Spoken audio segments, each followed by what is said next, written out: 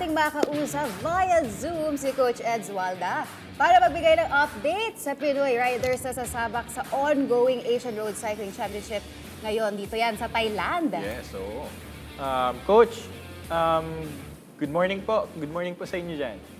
Coach Eds. Hi, good morning po, Miss Meg and Sir. Good morning po. Coach Eds, kamusta naman dyan? Ako, blooming si Oo, Coach Eds. Okay.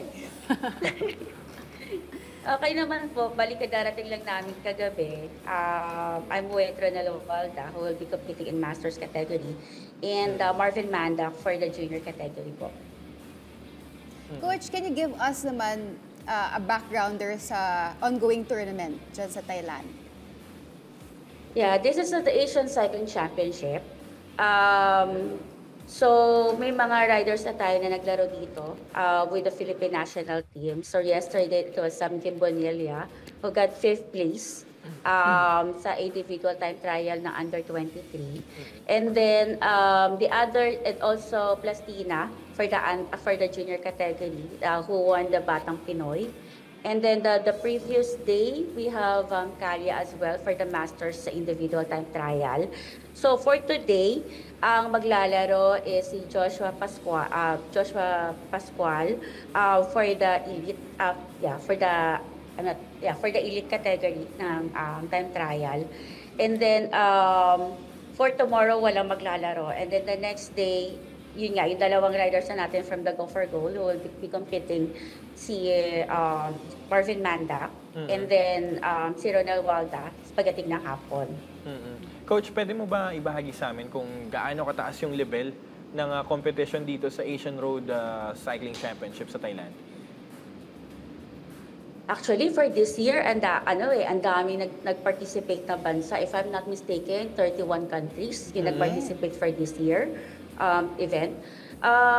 So importante kasi siya lalo na at start na ulit kasi ng Olympic qualifying points. So talagang sa ngayon, marami na talagang naghahabol. Ngayon pa lang marami na pumupondo, 'di ba, na mag-qualify for the next 4 years Olympic, 'di ba?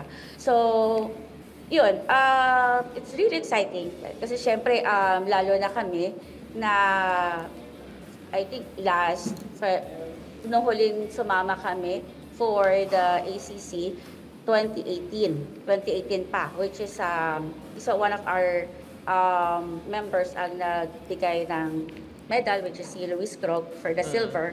So we're hoping to replicate that or mas mahigitan pa yung resulta natin last 2018. Coach, so far po, ano po yung bansa na nakikita niyong best contender natin na, or meron na rin po ba kayong mga cyclist na minamata na kailangan ninyong bantayan? Actually, for this year's event, Thailand syempre home country nila, di ba? So talagang sila yung tinitingnan namin na magiging competitor namin dito pagdating sa Masters category.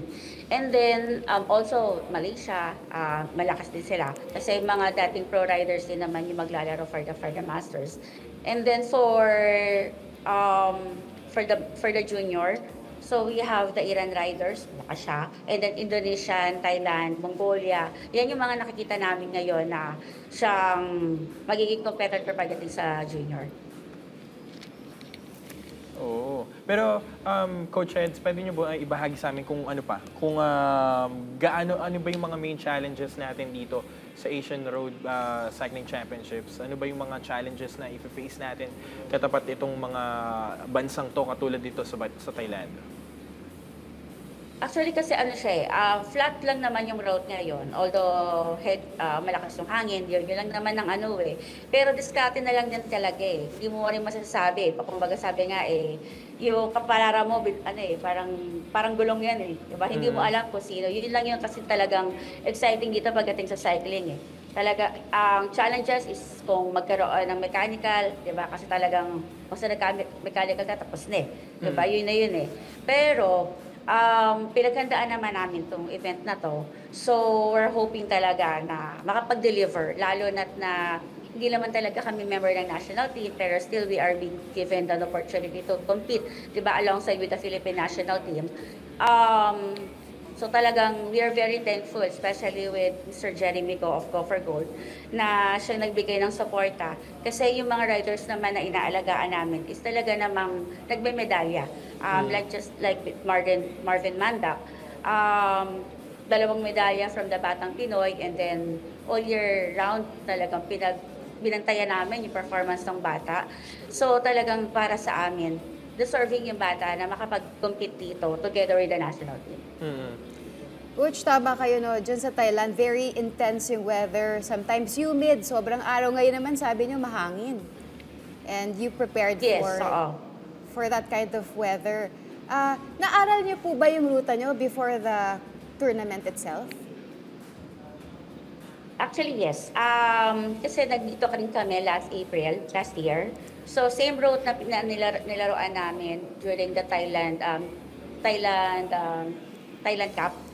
So, alam na rin namin yung rota nito. So, ahead of time, nasasabihan na rin namin yung mga riders kung ano yung right route, di ba, yung possible challenges na pwede nilang ma-face dito sa lugar na to. Kaya nga kahit na medyo late na kami na nagpunta dito, hindi siya magiging hadlang para hindi ka makapag-perform.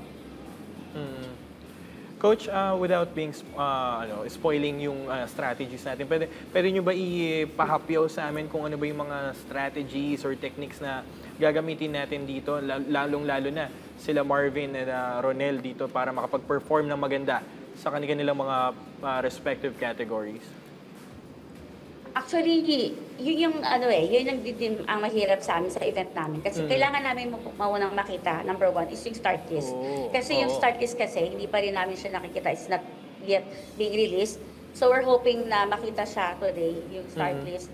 Kasi without that, hindi mo rin malalaman kung sino yung mga, di ba, kahit masabihin mo sa mga riders na, tutok ka lang, sama ka lang sa breakaway. It's not possible just like that, without being na makita kung sino talaga yung mga riders na magiging competitor nila for that event.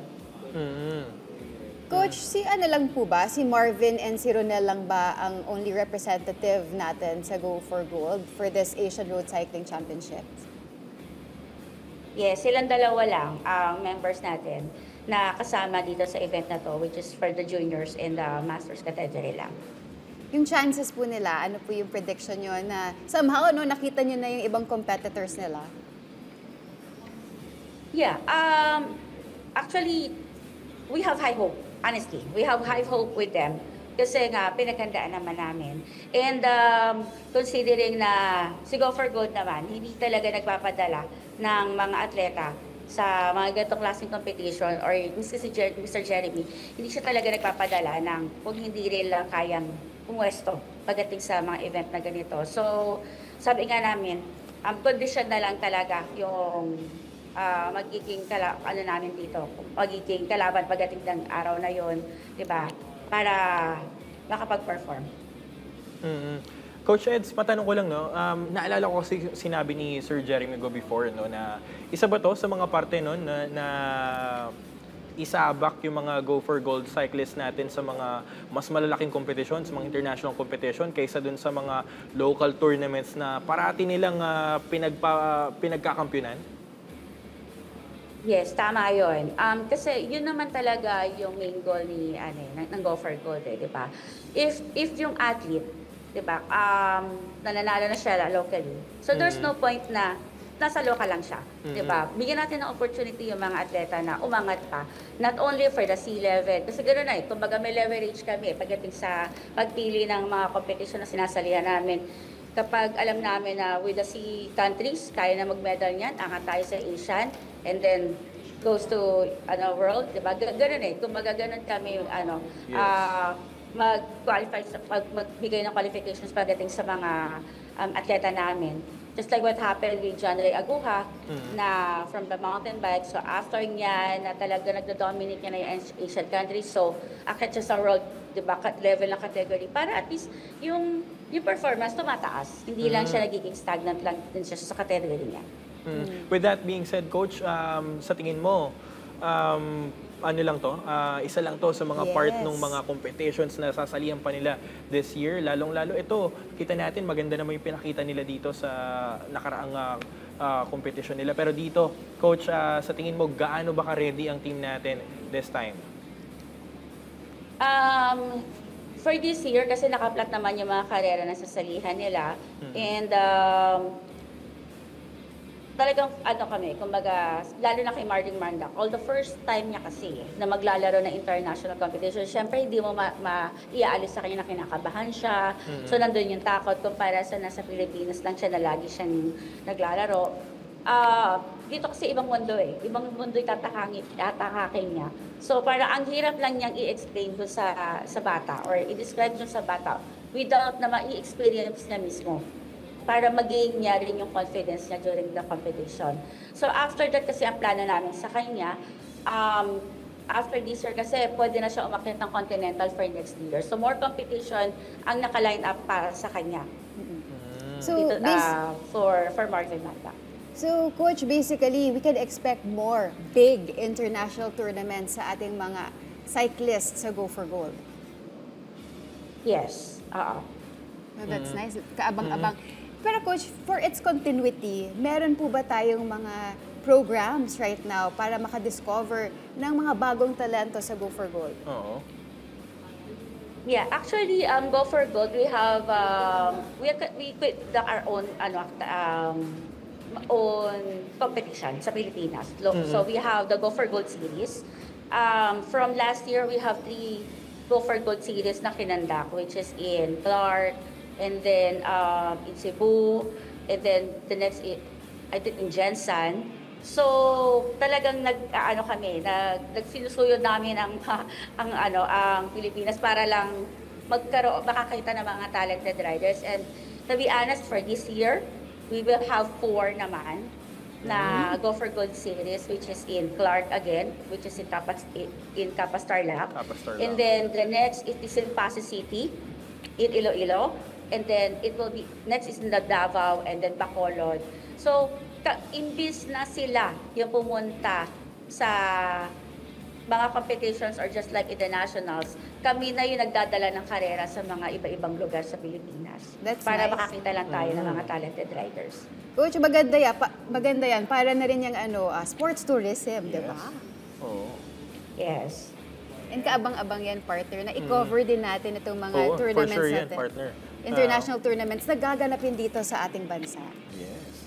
Pero Coach, meron po ba kayong mga last message po about dito, lalong-lalo kila Marvin and si Marvin and Ronel? Ano pong mga abangan natin sa kanila? Siyempre, importante yung suporta, di ba? So, but I would like to take this opportunity muna para pasalamatan yung mga tao na nagdala or nagbigay ng opportunity sa amin na makapaglaro dito. Number 1, si Sir Jeremy Go, di ba? Yung Go for Gold and then the Scratch It family na for past 8 years, di ba, nandiyan na tumusuporta hindi lamang sa cycling kundi sa iba-ibang sports natin sa Pilipinas. And of course, yung family namin na sumusuporta sa mga bata na to.